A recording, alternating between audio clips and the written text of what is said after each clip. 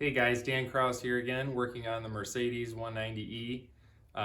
First of all, thanks for checking out the channel, and those of you who have subscribed, thank you for that.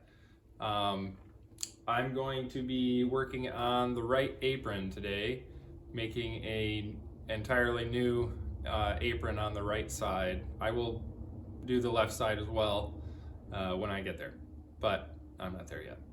So I did get the engine removed. I didn't really do a video on that because it's a very, very simple process. There's like 10 bolts you have to take out, and it's really quite simple.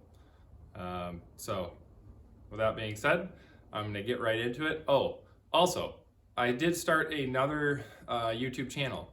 It's called Auto Body Man Dan, and that's what I do for a living. Is I do body work and some paint work when I need to. So that's a channel just basically dedicated to kind of the things I do at work. This channel is dedicated to stuff I do at home and just for fun. So thanks for watching.